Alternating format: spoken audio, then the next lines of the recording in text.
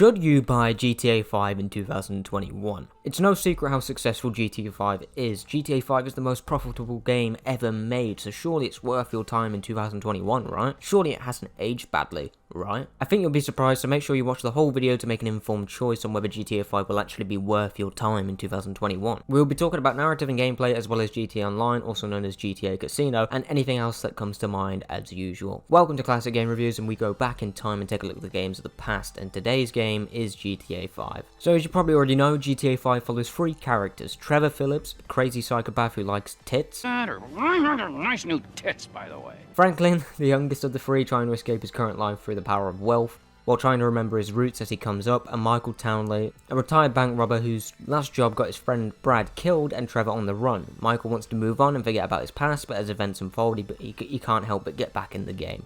The events of the game brings these three characters together for better or worse, and provides a story about persistence, betrayal, and forgiveness among many other themes, but for the sake of your time I won't get too deep into it. The campaign is massive, but that doesn't mean it's good.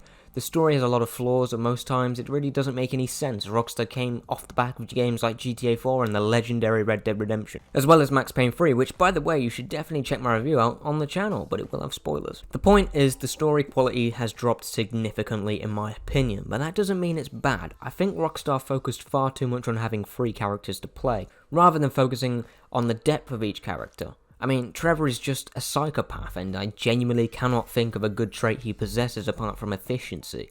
Franklin is never in the wrong in this game. He always saves people, always succeeds at everything he does, and if he doesn't, it's usually someone else's fault. And Michael, probably the best written character due to the fact he does have flaws, but it's balanced well. He's written with an actual conflict in mind, multiple, in fact those of which are his family issues, the FIB issues, as well as his crazy ex-bank robber friend Trevor turning up out of the blue, as well as having to teach Franklin the ropes about the big time school. Sure, most of these issues are fairly cliche, but they are there. Entertainment, go watch porn, just go away. Shit.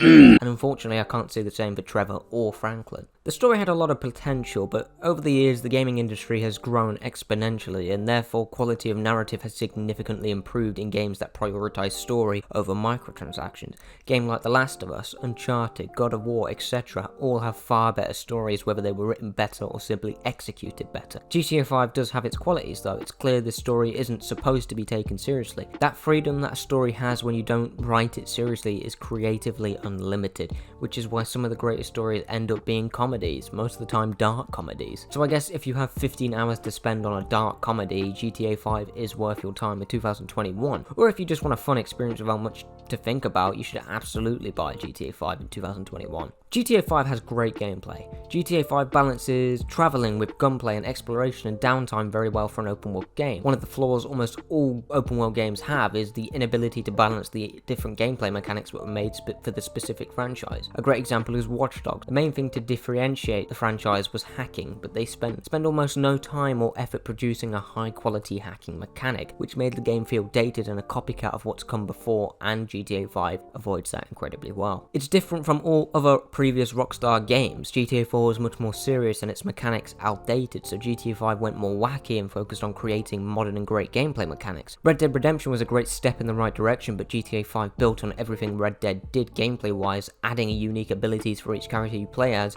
and improved the cover system significantly. And I'd even say Rockstar regressed with cover mechanics with Red Dead Redemption 2. Shooting feels great due to the ragdoll physics and the gun variety, and is further improved on PC due to keyboard and mouse. Driving is improved significantly as well with driving physics, as well as an incredible vehicle deteriorization system, which blows modern games away without a doubt. I'm still waiting to see a vehicle destruction system as in-depth and great as GTA 5, and I can't compliment Rockstar enough for creating that system. Other than that though, there really isn't anything else. The open world is basically dead if you want to actually do things in it. All you can do is the occasional side mission for each character, or you can buy an occasional property or trade on the stock market. That's pretty much it. Sure, you can interact with civilians very briefly, but that's it. That's a lot of damage. However, I do think that's a good thing and a bad thing. The good thing is that the game feels way more focused than other open world games, which leads to a better experience in the short term due to great pacing if you choose to just attack the 15-hour story with over 60 bloody missions. The bad is the game just feels dead at times and feels more like a game than a living world. But that brings me on to GTA Online.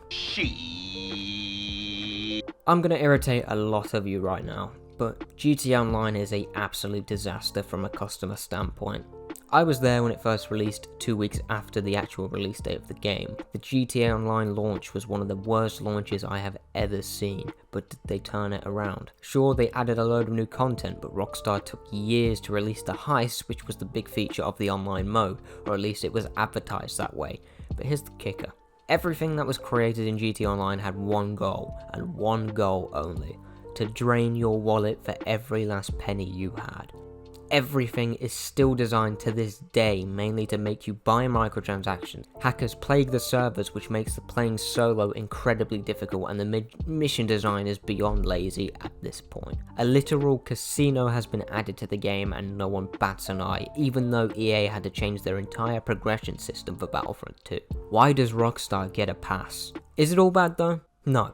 If you play with your mates, it will absolutely be a great time as long as you aren't all focused on grinding and more focused on just having fun. Doing silly community challenges or competing with each other in an online race, which by the way does competitive racing better than most racing games these days, which is actually really impressive. The main issues are the lacking of balancing and the clear and obvious attempt to suck players dry for increasing in-game prices while lowering in-game rewards for actually playing the game, and I wouldn't be surprised if shark cards, which is their microtransaction currency, will increase in price soon. This all makes sense due to GTA 5 being the most profitable game of all time. GTA 5 sold over 120 million copies, and those numbers are unheard of. So, should you buy GTA 5? At a discount price? Yeah, I think you should. If you enjoy open world games with a narrative and decent gameplay, you definitely should buy it. If you're looking for a deep experience, I'd honestly stay clear. GTA 5 and the online game mode it just isn't worth your money if you play solo, which sucks, but it is what it is. Leave your comments down below if you agree or disagree, and thank you for watching.